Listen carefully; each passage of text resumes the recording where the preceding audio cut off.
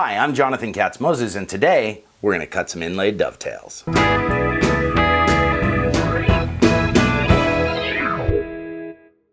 Today I'm going to show you how to cut these inlay dovetails, and it's really not that hard.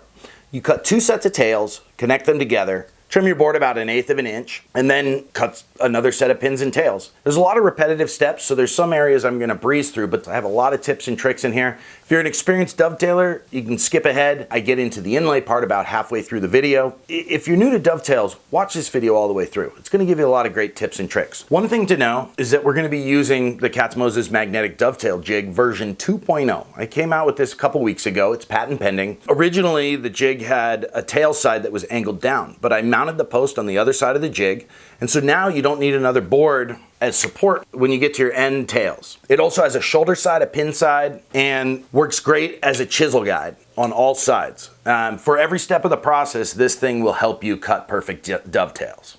So let me show you how we do it. We're going to be using maple as our inlay and then walnut sides today. Okay, the first step is to lay out the depth of our pins and tails.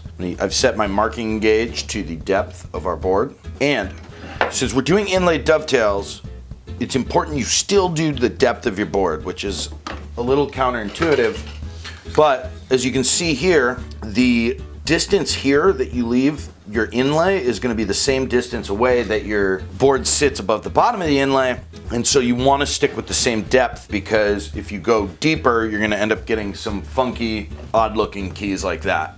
So what you do, start by setting your depth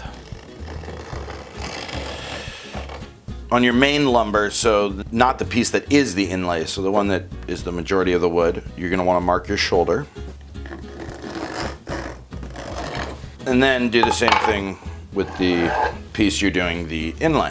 Now we're going to lay out our tails. All right, this is a super easy way to mark out your tails. So I start from one side of the board and just walk this across, making little holes. Then here at the end, that's your half pin. And then you start from this edge of the board, making holes and walking your way across. And then there's your other half pin, that easy.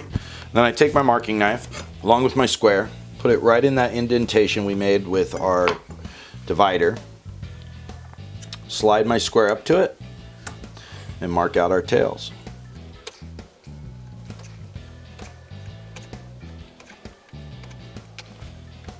If you're not using a jig, now is the time you'd want to mark the sides of your tails, and you mark from the line you just made down to your scribe line by putting your marking gauge right in your line, sliding it over, and then just going down to your scribe line. One of the things that makes these look really good is the smaller it is, the cooler these things look. And so now I mark out my waist so I don't make any mistakes. And because we're using this jig, I don't need to mark out the side lines here because it's going to keep it at the perfect angle. And now we just get right to cutting. So because this is a pull saw and it cuts on the pull stroke, what I do is I take it, put it right in my knife line, and I push slightly forward, which creates a little teeny indentation. And then I'm going to take my magnetic jig, slide it up to it, stick it right there, and then we just cut down to our scribe line.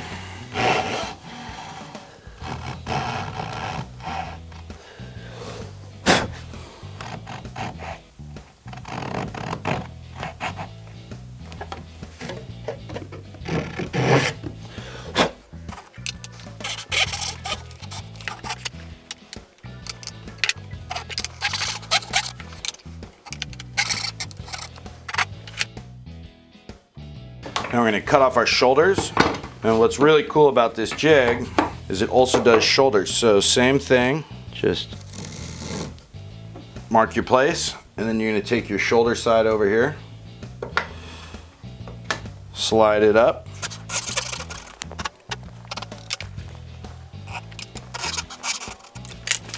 now we're going to clear out our waist with our coping saw, and then just flip the board around.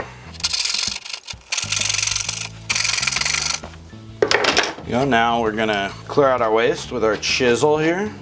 You want to get as close to your line as you can before you actually chop into your line. That'll keep our chisel from pushing backwards on the bevel. And what happens with a chisel, because of the bevel in it, when you push down, what happens is it gets pushed back into your workpiece. So the more material you remove, the cleaner your line's gonna be.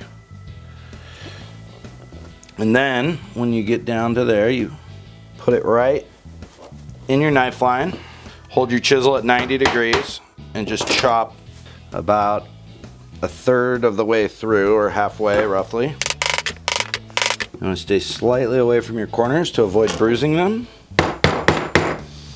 And just flip it over, clear out as much waste as you can. Now we're going to clean up the insides of our corners here. You can use a skew chisel or just very carefully get in there with a smaller chisel.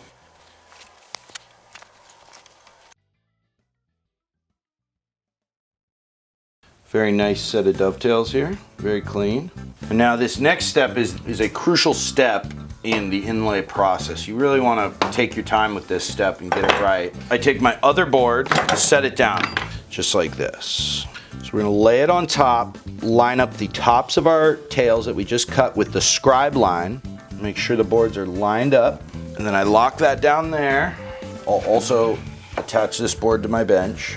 Take a marking gauge and just mark down to your scribe line. The next step is to take your marking gauge, place it right at the very top of that scribe line. Slide your square over, and then mark out the tops of those tails. One of the reasons that you put your marking knife in your line first and then slide your square over is then you know you're going to be exactly in the same spot. And then we mark out our waist. And just like before, we're going to cut down, and you want to be as close to your line as possible while remaining in the waist side. Really cool trick for getting tight dovetails. I'm going to darken up this scribe line for you so you can see it. But your saw, just like your table saw, has teeth, and they have a set to them. They stick slightly out on both sides. And so when you're lining up your scribe line, you really want to just put the correct side of your teeth right in that line. You don't want to just stick your saw in the line and figure it out, because that may put you off just a fraction. And so what I do is I line up the right side set with my scribe line and go the opposite way that my saw cuts. And that creates just a little bit of a groove to get you started.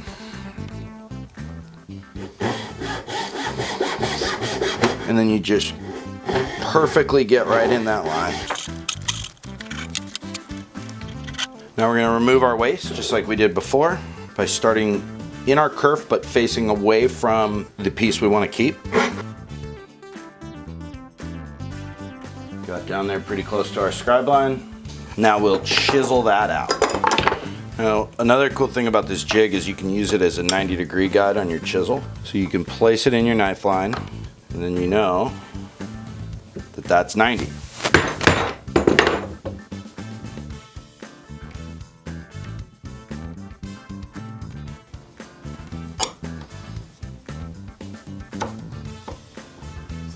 About halfway through shooting this video, I actually changed the design of the jig so the post is mounted on the other side. This makes it so that you can use it as a chisel guide but on top of your workpiece, which is a lot easier. I'll go over that a little bit later in the video.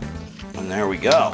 So we're going to glue this up, let it dry, and then we're going to trim it just 1/8 of an inch above, and then do this whole process again, but we're going to cut just tails one time and then pins. All right, we've got everything we need for our glue up. We've got a mallet for whacking it together, some plastic, some clamps, some cawls, some clamps for those cawls so we keep everything nice and level and flat and even, a wet rag, a brush, and some sawdust. And you can check out the video I did about fixing gaps in dovetails. These don't appear to have any gaps, but I always feel it's better safe than sorry. So I'll put a little sawdust in there, and if it all sands away, it sands away. If it fills in a teeny little gap I didn't see, great.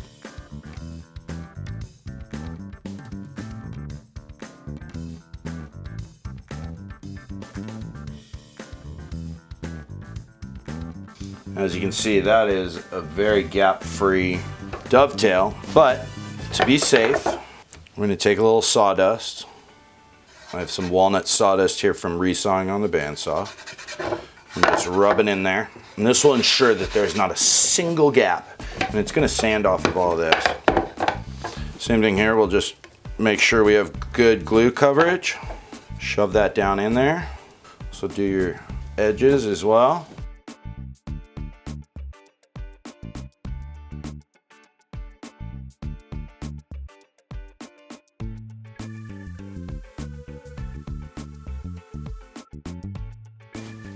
We'll just tighten that up. You don't have to go too tight on this, just enough so that you get a little bit of squeeze out. And there we go. We can see we're getting a little squeeze out. That's a good sign. And then we're gonna let that dry. Okay, we're gonna go ahead and remove our clamps. We've removed our clamps. We're gonna go ahead and clean this up. I'm gonna sand it. We're going to rejoint our edges to make sure everything is in line, and then we're going to cut our inlay.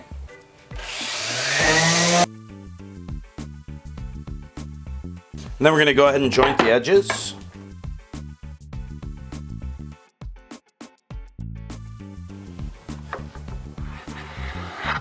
All right.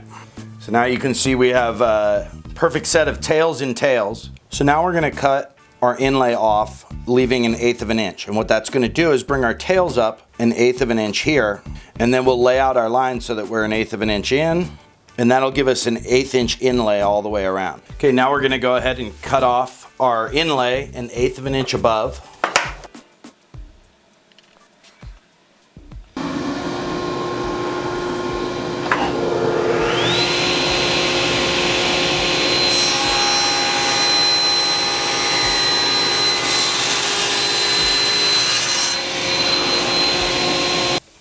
And this is what we're left with. Okay, now we need to remark our depth with our marking gauge. And again, you want to make sure that the depth is the same width as your boards. Mark our shoulders on our inlay board. As you can see, our line is exactly the same distance as it is on the top of the tails up here. And that's going to be important for it looking uniform and giving it that 3D look. I've marked out 1/8 of an inch in pencil here from the very corner of my tail. And then what I'm gonna use is a dovetail marker. You could also use an angle finder. I'm gonna take my dovetail marker and put my marking gauge right on that pencil line, slide my dovetail marker over, and then mark from the top down. That'll allow you to put your marking knife right up in that mark and slide your square over and then make a mark. And then when we cut, we're gonna wanna stay to the inside of that line to make sure we maintain our 1/8 of an inch all the way around. So I'm gonna go ahead and lay these out.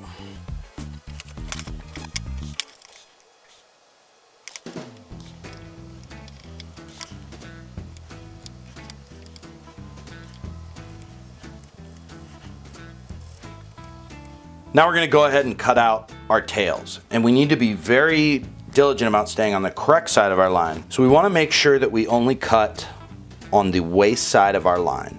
We take our saw, which has set teeth, as I talked about before, and we put those teeth right on the right side of the line. Using your finger, I push my saw the opposite way that it cuts to make just a little groove. And then I take my dovetail jig and slide it up to the saw.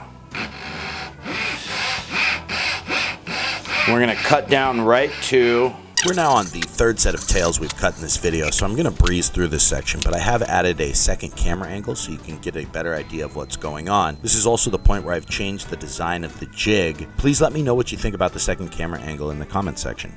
And here we are cutting our shoulders, lining our saw up, sliding the jig to it. The jig ensures that you're a perfect 90 degrees, but what I like to do is go really slow at the end and just put a little pressure and pop that last piece out so I don't cut into my half tail. When clearing waste with your coping saw, you want to get as close to the line as possible without going over it.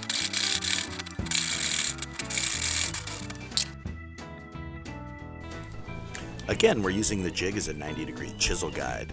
This ensures you get a clean line and that you don't get tear out on the other side or a hump in the middle. So you can see, using the jig as a chisel guide works really, really well. So now we're going to clean up our corners. So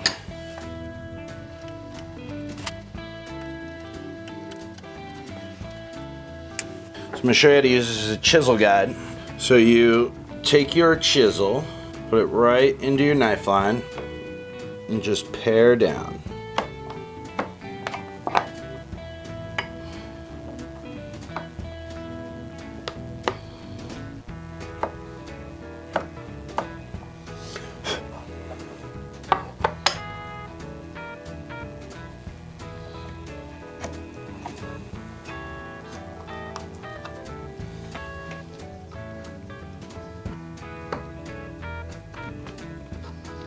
So here you can see we have very clean, even inlay here.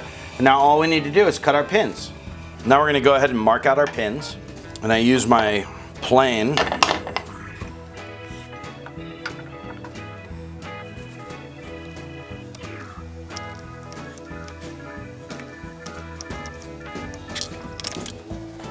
We're going to go ahead and label our waist. We're going to go ahead and cut out our pins. And we're going to make sure we cut on the waist side of our line. So again, using your finger. And again, just like we did for our tails, we're going to cut down to our scribe line. This jig makes it really easy because of the post, which matches the angle of the angled tail side. This ensures that your cuts on both your pins and tails side match up perfectly. Now we're going to chisel out the waist here. I like to start on my thin side so that way when I go through, I'm not worried about hitting the other sides of the pins.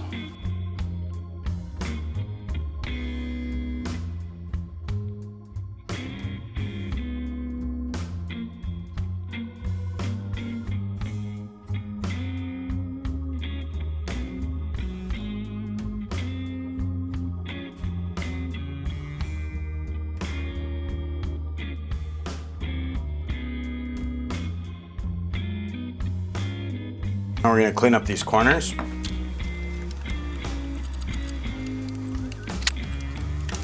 Now we're going to do a test fit here, see where we're off. Okay, so the only one we need to take down is this one a little bit. I'm going to show you how you can use the pin side as a chisel guide. So you just take your chisel.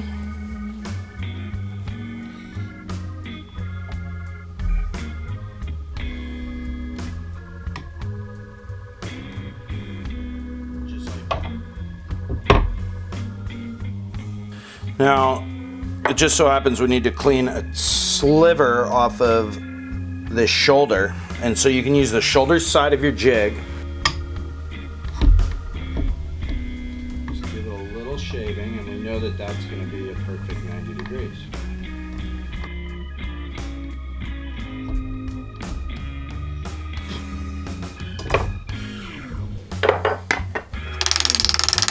Got a very tight fit going on here. I'm not going to slam it too far home, but let's put some glue on this.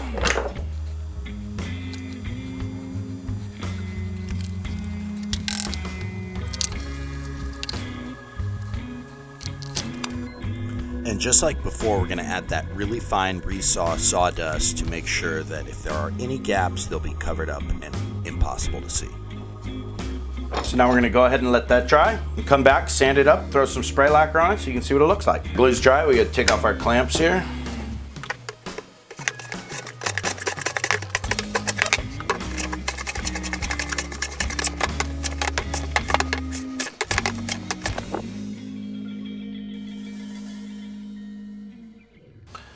All right, so we've got this sanded up. I'm gonna put a little spray lacquer on it so you can see what it looks like. Here's the final product, Inlay Dovetails. Thank you so much for watching. Check out my Instagram at Katz-Moses, my Facebook, which is facebook.com/Katz-Moses Woodworking. Please subscribe to my channel. Please comment, like, and share this video. I love the comments. I really enjoy reading your comments. I try and respond to every single one. Check out these 2 videos if you want to see more about the Katz-Moses Dovetail Jig. It's really great. I just came out with version 2.0, which you see used in the second half of this video. And thank you so much for watching.